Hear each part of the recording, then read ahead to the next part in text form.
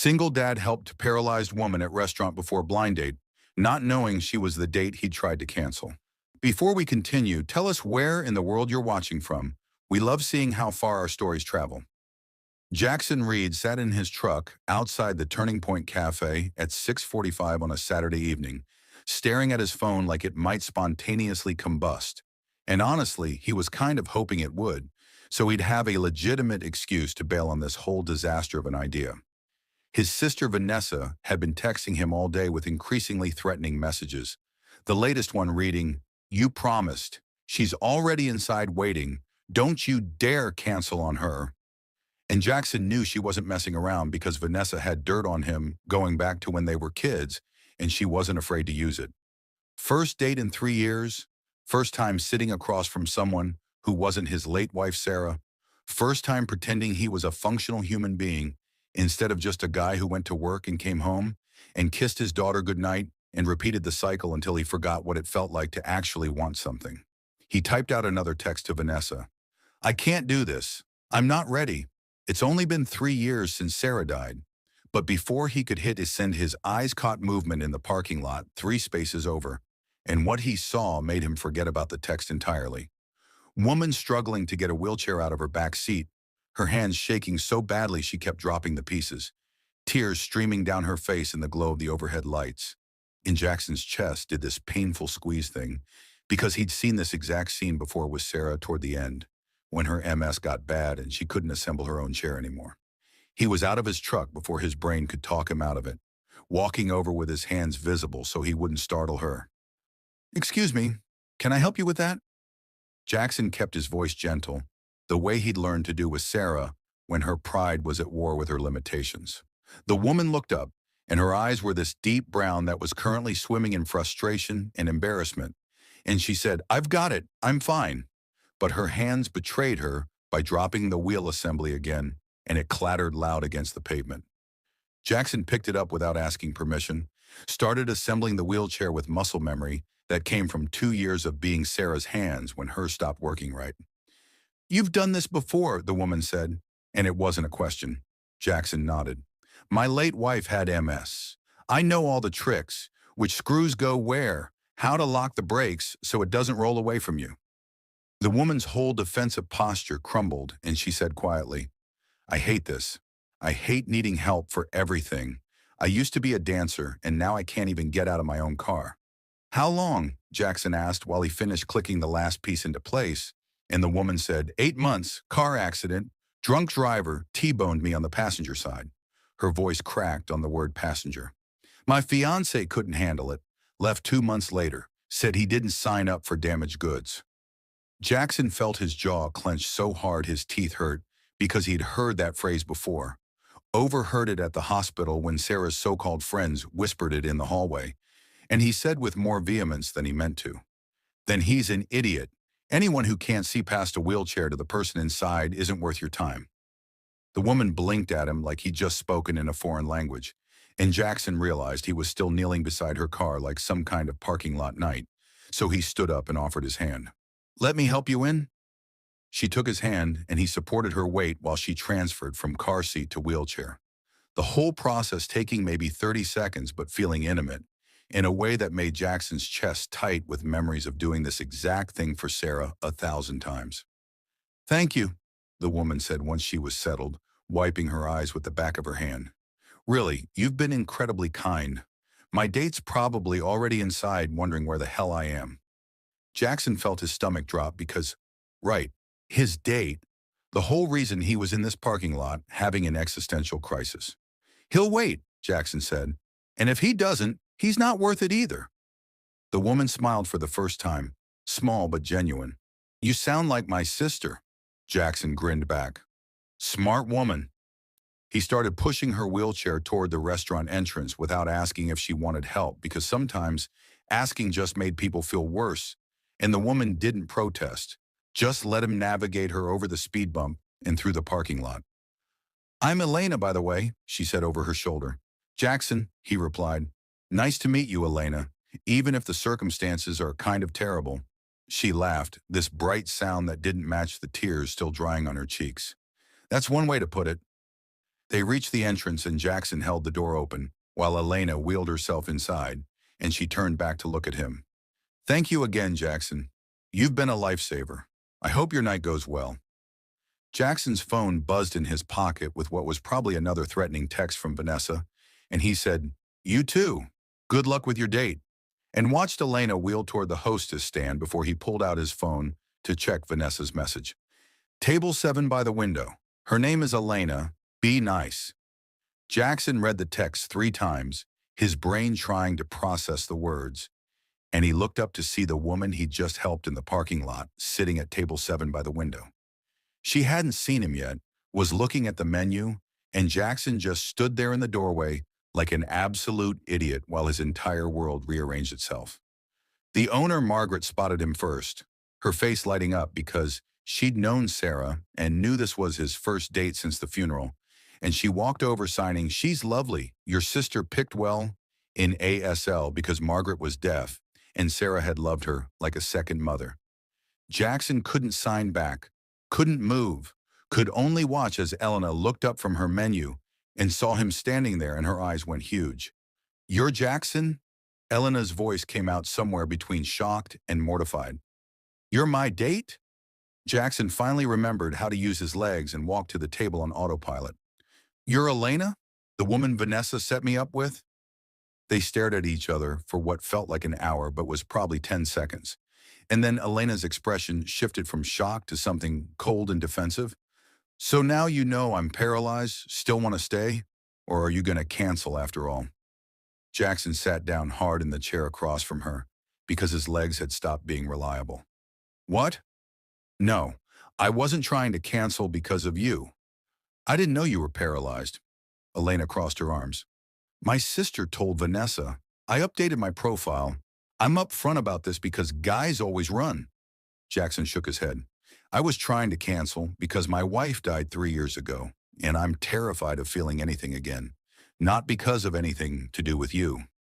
The anger drained out of Elena's face, and she said quietly, I'm sorry about your wife. Jackson's throat felt like sandpaper. I'm sorry about your accident and your ex and anyone who's ever made you feel like you're less than you are. Elena's eyes filled with tears again. For what it's worth, I would have helped you even if I'd known you were my date. Elena's voice was barely a whisper. How do I know that? Jackson met her eyes. Because I did help you, before I knew. That's the whole point. Margaret appeared with menus and looked between them, her expression shifting to something Jackson couldn't read. Have we met before? She signed to Elena. You look so familiar. Elena shook her head. I don't think so. Margaret tilted her head. What's your name? Elena said Elena Martinez, and Margaret's hand flew to her mouth, her eyes going wet. Oh my God, you're the Elena Martinez? The modern dancer? Elena looked confused. I was, before the accident. How do you know my name? Margaret signed and spoke at the same time, her voice shaking. Sarah used to come to your performances. Every show you did in Chicago. She talked about you constantly. Said you were the most talented dancer she'd ever seen. Jackson felt the floor tilt under him. What? Elena's face had gone completely white. Sarah Reed was your wife. Margaret disappeared into the back office and came back 2 minutes later, carrying a worn leather journal that Jackson recognized immediately as one of Sarah's, and she opened it to a page marked with a pressed flower. The entry was dated 3 weeks before Sarah died, and Margaret slid it across the table so they could both read it. Sarah's handwriting filled the page, talking about watching Elena perform, about how dance gave her hope even as her own body was failing, about how if Jackson ever met Elena someday, he should tell her she gave a dying woman joy in her darkest hours. Jackson couldn't see through his tears, and Elena was openly sobbing, and other diners were pretending not to stare while Margaret brought over a whole box of tissues.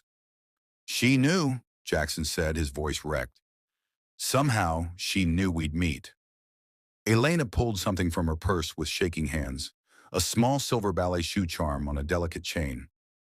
She gave me this after my last performance of Swan Lake. Told me it was for luck. For when I felt like giving up, I've kept it with me every single day. Jackson stared at the charm and his heart just stopped because he'd given that to Sarah for their 8th anniversary. They talked until the cafe closed at 10, about Sarah's MS and Elena's accident in grief and survivor's guilt and learning to live with loss. And when Margaret finally kicked them out, Jackson walked Elena to her car. "Can I see you again?" he asked. "Not as a date, just, I want to hear more about Sarah, and I think she'd want me to help you if you'll let me." Elena said, "I don't need charity." And Jackson said, "Good, because I'm not offering it. I'm offering friendship. And maybe if you're open to it, I know someone who could use a dance teacher. My daughter used to dance, but she stopped after Sarah died." Elena looked up at him with those brown eyes that had cried enough tears for one night. "I can't dance anymore." Jackson thought about Sarah's journal entry. "Sarah wrote that you could, just differently. My daughter needs to remember that dance is about joy, not perfection. You could teach her that." Elena was crying again. "I don't know how to teach from a wheelchair." Jackson helped her into her car. "Then we'll figure it out together."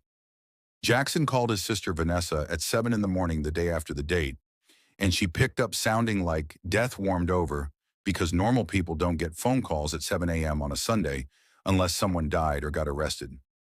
"This better be good," Vanessa groaned into the phone, and Jackson said, "I almost canceled. Then I helped her in the parking lot before I knew who she was." And there was this long silence before Vanessa sat straight up in bed and said, "What?"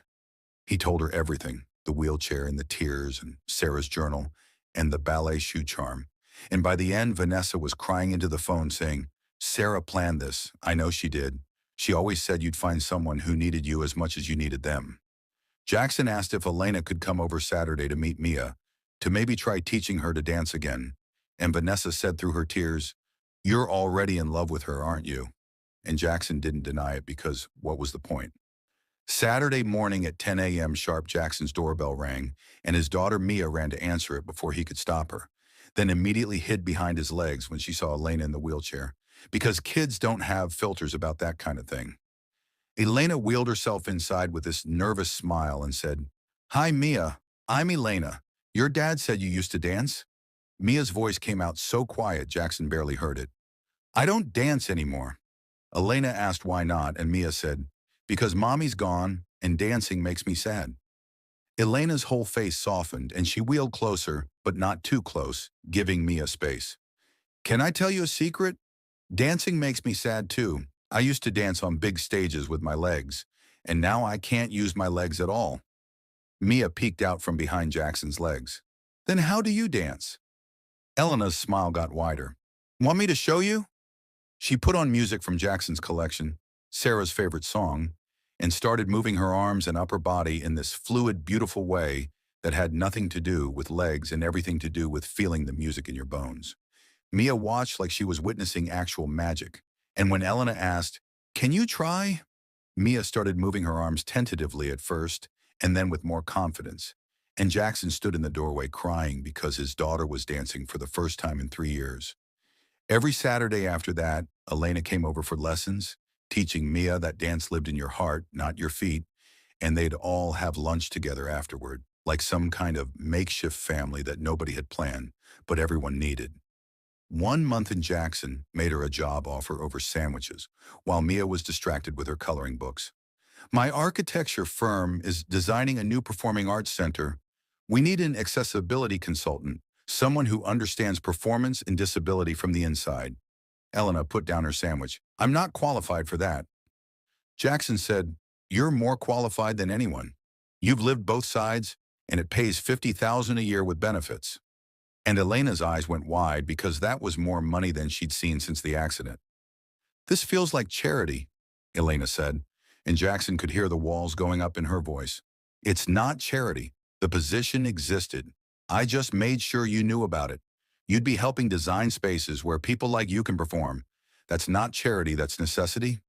She took the interview, blew his boss Richard away with ideas about wheelchair-accessible stages and sightlines and sensory-friendly performance spaces, got hired on the spot, and Jackson watched her drive away that day knowing he was falling deeper than he'd meant to. 3 months later, Elena got invited to speak at a national accessibility conference, and she called Jackson at midnight having a panic attack. Because what if she screwed it up? What if people laughed? What if she proved she was a fraud? He talked her down over the phone for an hour and showed up at the conference with Mia, sat in the front row, while Elena spoke from her wheelchair about losing her legs and finding her purpose. And when she said, "A little girl taught me that dance doesn't live in your legs, it lives in your spirit," Mia started crying, and so did half the audience. That night after Mia went to bed, they sat on Jackson's porch with tea, and Elena said, "Thank you for believing in me when I didn't believe in myself." And Jackson said, "Thank you for giving Mia her joy back." And they leaned in at the same time. Jackson stopped right before their lips touched. "I need to tell you something." Elena's breath was warm on his face. "What?" Jackson forced himself to pull back. "I'm falling in love with you, but I'm scared I'm only loving you because Sarah led me to you, and I don't want you to be her replacement." The hurt that flashed across Elena's face made Jackson want to take the words back. But she said, "Is that what you think I am? A replacement?" And Jackson said, "No, but I need to be sure. For both of us." And Elena pulled away completely. She still came every Saturday for Mia because she wouldn't abandon the kid. But the easy conversation stopped and the lingering looks ended, and Jackson knew he'd screwed up the best thing that had happened to him since Sarah died. 3 months of this awkward dance around each other until Sarah's birthday came around, the day she would have turned 38, and Jackson took Mia to the cemetery like they did every year. He didn't expect to see Elena there, kneeling beside Sarah's headstone in her wheelchair, with flowers in her lap. And when she saw them, she didn't look surprised. "Your sister told me," Elena explained. "I wanted to thank her." She turned back to the headstone and started talking like Sarah could hear her. "I don't know if you meant for this to happen, but I fell in love with your husband, and I love your daughter like she's my own. And I promise I'm not trying to replace you. I'm just trying to honor what you started." Jackson dropped to his knees beside her wheelchair, took her hands, his heart hammering. "You're not her replacement. You're your own person, and I love you, not her memory, just you." Elena's eyes searched his face. "Are you sure?" Jackson had never been more sure of anything in his life. "I've spent 3 months being an idiot because I was scared. But I'm more scared of losing you than I am of loving again." They kissed right there in the cemetery with Mia cheering in the background, and Elena laughed against his lips. "Your daughter is watching," Jackson said. "Good. She should see that it's okay to love again."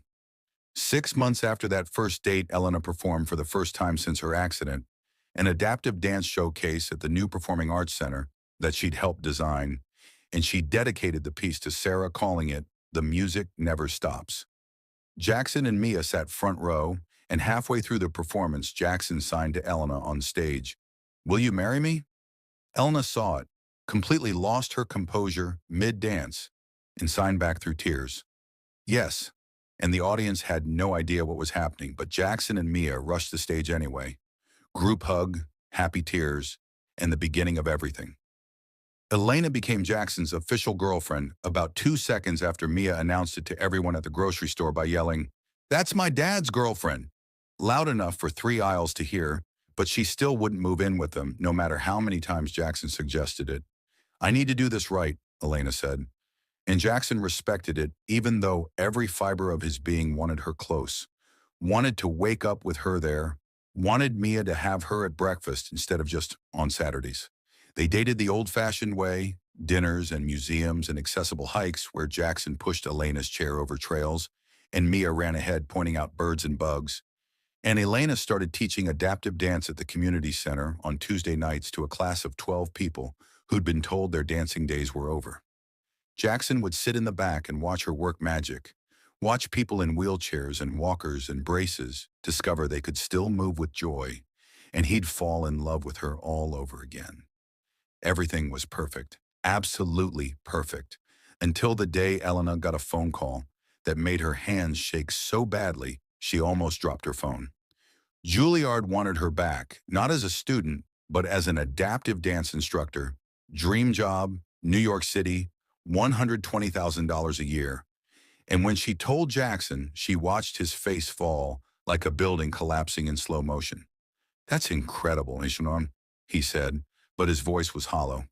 "You should take it." Elena's chest tightened. "Come with me, you and Mia. We could all go to New York together." Jackson shook his head. "I can't. My firm is here. Mia's school is here. Sarah's grave is here." Elena felt something crack inside her. She's dead, Jackson. I'm here. I'm alive. I'm asking you to choose me. Jackson's face went hard.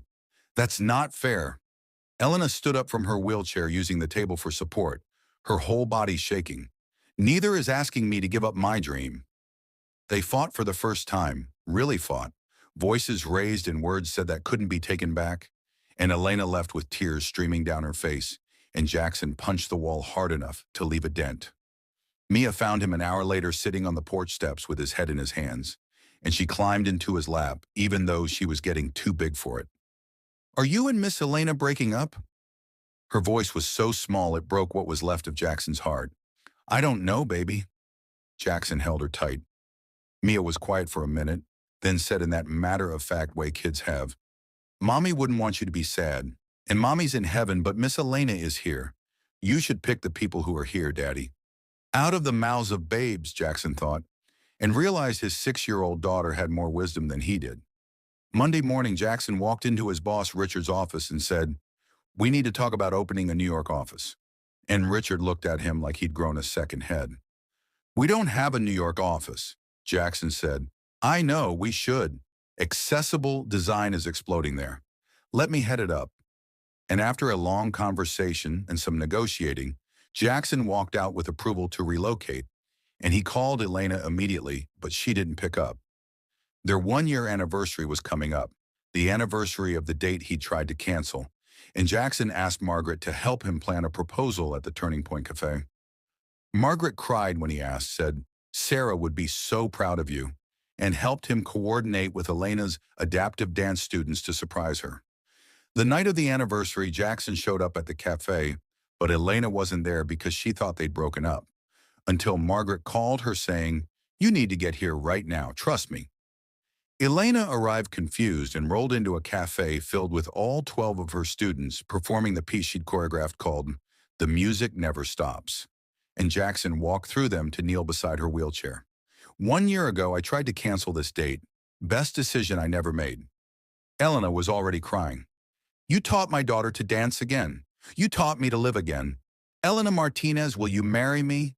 Will you let me follow you to New York? Will you let us be your family? Mia appeared from behind the stage holding a glitter-covered sign that said, Please say yes, I already packed. And Elena laughed through her tears. You're moving to New York? Jackson pulled out the ring. Wherever you dance, that's where I want to be. Elena sobbed out, yes, yes, 1,000 times yes. And the whole cafe erupted in applause, and Margaret brought out champagne, and Sarah's photo on the memorial wall seemed to smile down at them. 8 months later, they got married at the Turning Point Cafe with the ceremony entirely accessible, ramps in wide aisles, and an ASL interpreter. And Mia danced down the aisle instead of walking because Elena had taught her that movement is personal. Elena wheeled herself toward Jackson, doing this beautiful choreographed piece she'd created, and Jackson was crying before she even reached him, because how did he get this lucky twice in one lifetime? His vows came out shaky. You taught me that second chances aren't about replacing what you lost. They're about honoring it by living fully. Sarah brought us together, but you made me stay. I promise to follow wherever you dance. Elena's vows were just as tear-soaked. You saw me when I was invisible. You helped me before you knew my name. You loved me when I thought I was unlovable. I promised to honor Sarah's memory by living the life she wanted for you. And I promised to keep dancing because you taught me the music never stops. Their first dance had Jackson waltzing with Elena in her wheelchair. Then Mia joined them. Then all the guests half in wheelchairs, half not. This beautiful adaptive dance flash mob that Elena had secretly choreographed. And it was the most joyful, inclusive celebration of love anyone had ever seen. 3 years later, they were living in New York, Elena running an adaptive dance studio called Sarah's Legacy Dance, Jackson's architecture firm thriving, and Elena 8 months pregnant with a miracle baby the doctor said was unlikely, but not impossible. Sunday brunch at their favorite cafe, Mia now 10 years old and teaching kids classes at her mom's studio, and Elena's phone rang with Margaret calling from Chicago. The Turning Point is hosting Sarah's Memorial Scholarship Gala. Will you come speak? Elena looked at Jackson. We'll be there. All 4 of us. Jackson said, 4? And Elena took his hand and placed it on her belly.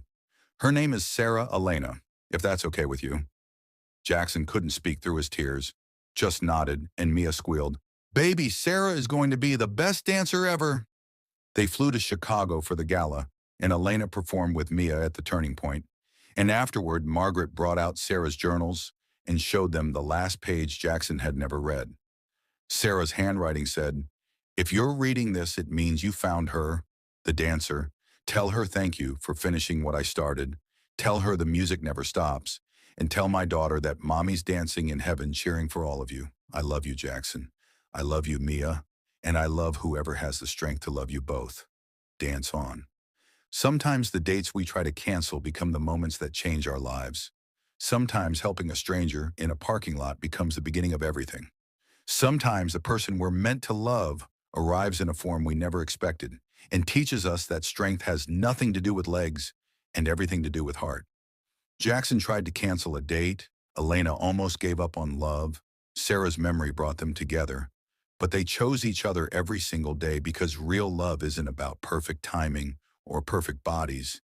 It's about showing up and helping without knowing and dancing even when the music changes. If this story reminded you that second chances are real, that disability doesn't define worth, and that love finds you when you stop running, hit that subscribe button. Share this with someone who needs to hear their story isn't over. The music never stops, you just have to listen differently. Thanks for being here with us.